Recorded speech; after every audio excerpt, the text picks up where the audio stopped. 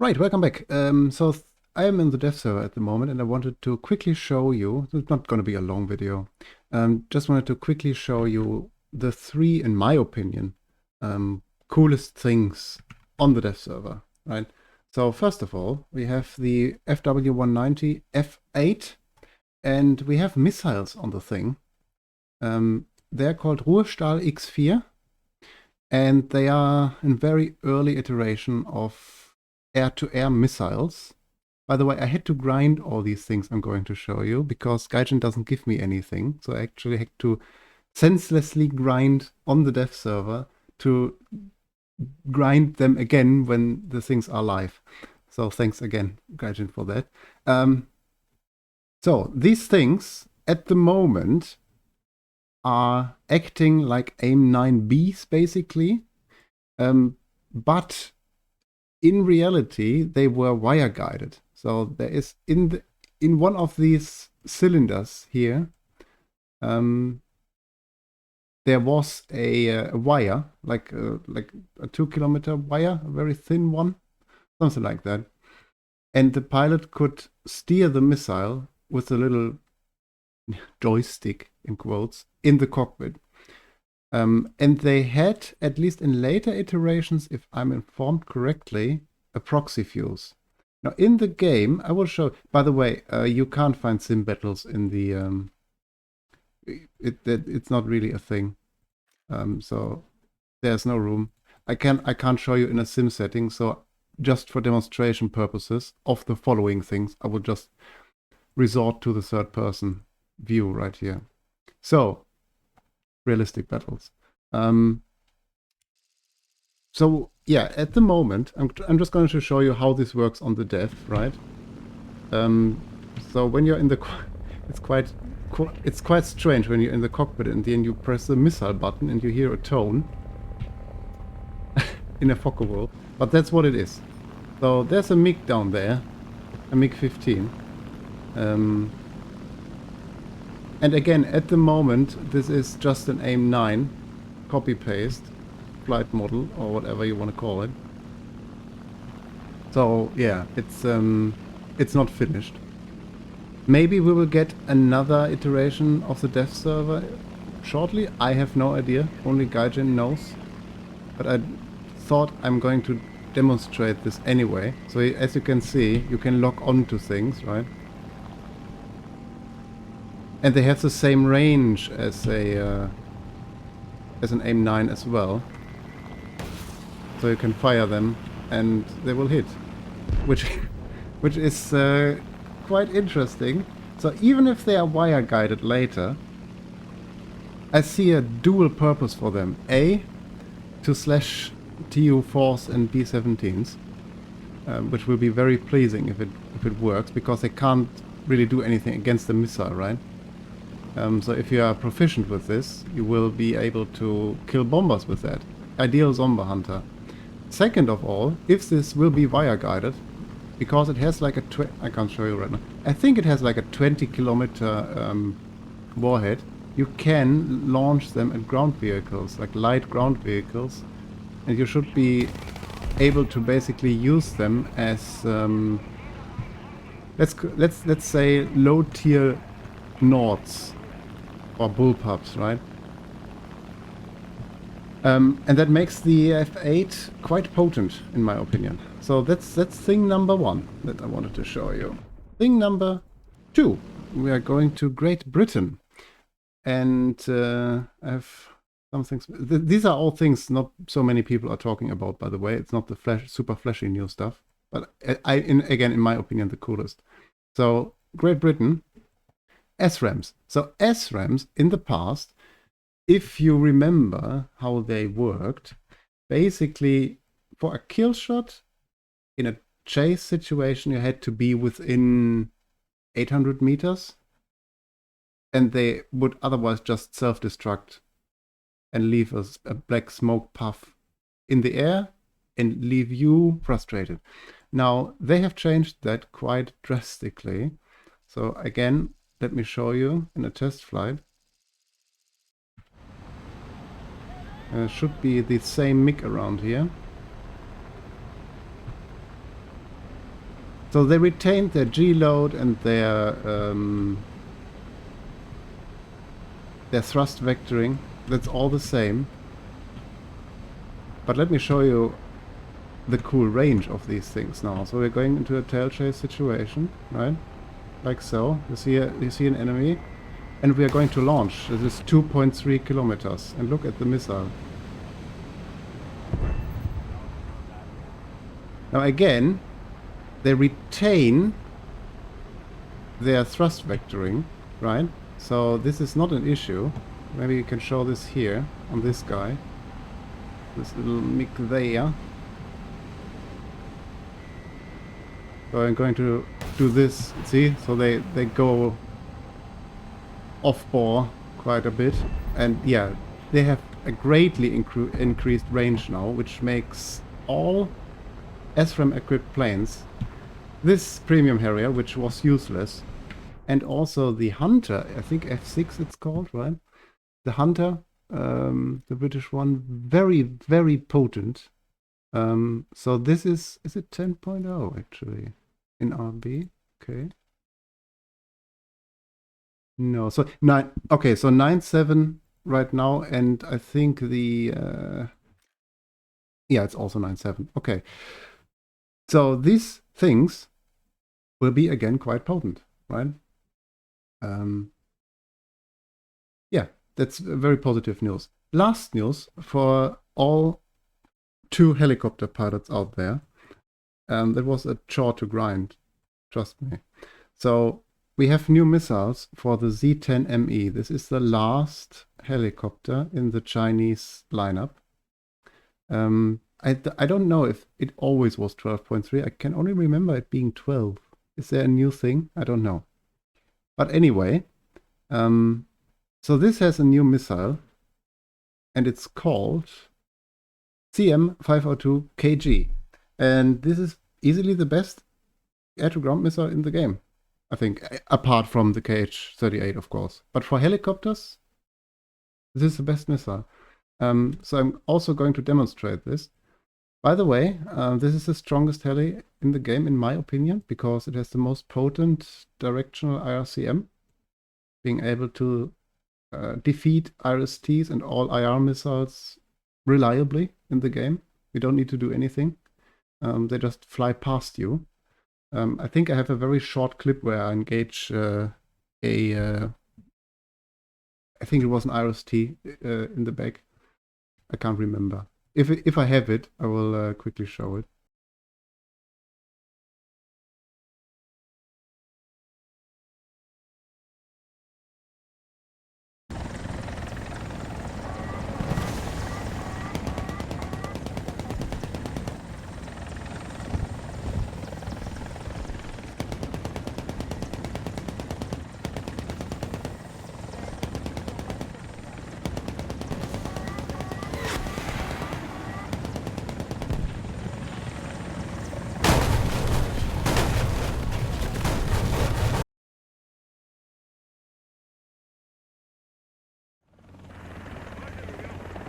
Okay, so we have 2 moving targets on this test map.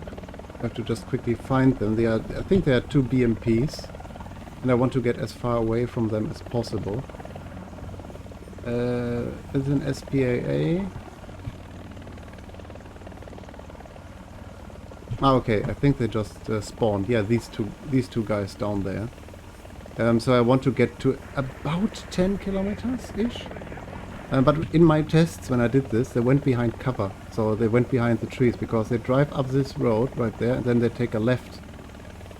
So, yeah, I have to be a little bit quick with that. I take moving targets, because most War Thunder content creators, and even the players, make an error in the assessment of missile range, and they take the static lock range as the reference and not the moving target range as the reference, as they should. So for example, I can on paper fire a KH-38 from 20 kilometers or 30 kilometers out, I guess. That does work on paper, but the lock range for a moving target, and that's what tanks do in the game, they move all the time, that is obviously much less. So that's about like 9 or 10 kilometers. Okay, so we are far enough away now. We will quickly lock that. Lock. And fire. And we press hover. And then we will follow the missile in. They do a massive loft, as you can see. And for some yeah, I think they are smokeless even. Right? I think they are smokeless. So if we can follow the missile in. It was about 9 kilometers. I think that is, in my testing, that is kind of the max range for moving targets.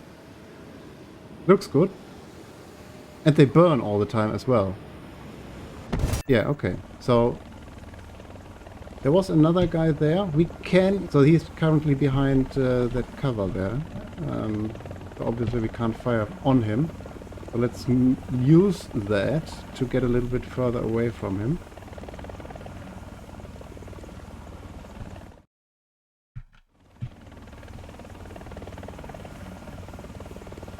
I think he is going to continue behind the trees and then take a left again, if I remember that correctly. So that is quite far away, right? That is, yeah, okay. So we are about 10 kilometers away now. So we'll put our lockbox on the guy. And then we will lock him and fire. Yeah, okay, so as you can see, the lockbox stayed in one place. You saw that? So that's obviously...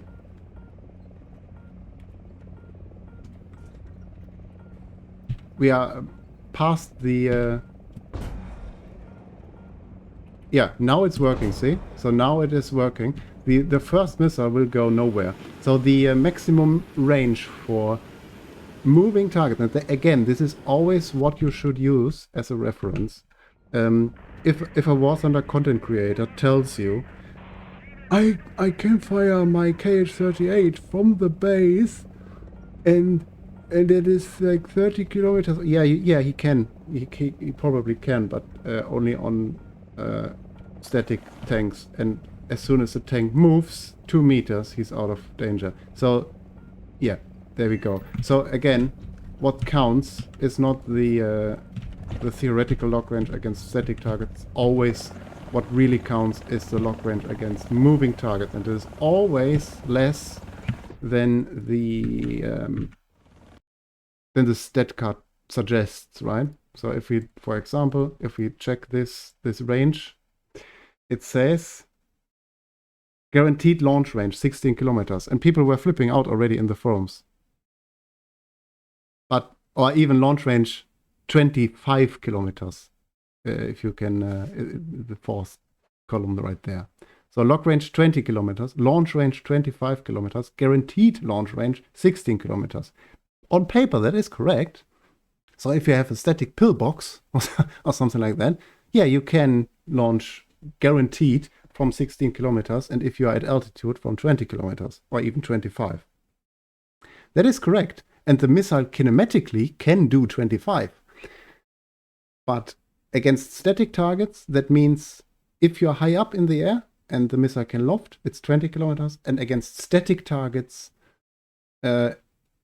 basically line of sight, so at the same altitude as yours, right? You are basically at tree top level and you're shooting at a tank 16 kilometers away, which is not moving, then you will hit. But as soon as the guy moves 2 centimeters, he's out of danger. What really counts and what the stat card never shows for no missile, for whatever reason, is the block range against moving targets. And that is about, as you could have seen in my video, about 9-ish kilometers. That's it. So basically, if you take that into account, if you say, okay, 9 kilometers, if you keep that in the back of your head, and if you then go to something like, I don't know, let's say here, then 810, right? And whatever 810, it doesn't really matter, I guess. So here we have the Mavericks, right? They say something different, or they say something similar, I mean, right? 23 kilometers lock range, 20 kilometers, or 23 kilometers launch range, 20 kilometers lock range. There is no guaranteed launch range, so it depends on your altitude all the time, that's what it means. But again, this is just for the static targets. As soon as you want to lock something that is moving, that goes down to also about 8 or 9 kilometers. That is your maximum range, which is true for basically all the missiles in the game. I think the KH-38, let me check there. KH-38MT, again, that says 70 kilometers launch range, which is why people are completely freaking out all the time. Lock range is only 20 kilometers, and you have to slash like another 8 or so off of that for moving targets. I think it was like 12 kilometers, if I have that correctly in the back of my head. So yeah, there's what it says on the stat card. You can completely ignore that. Really, I want to stress that point because people are freaking out when they see these missile ranges, especially the Russian bias is everywhere. It's the Russian bias in the room with us faction is all the time freaking out. Yeah, this isn't as bad as the stat card suggests, or as good as you are playing when you are playing Russia. It is always. I will always reference the moving target range. Okay, so I don't want to waffle on so long. These are the 3 coolest things in the game, I think, or on the dev server at the moment. I hope you enjoyed that, and until the next one. Bye-bye!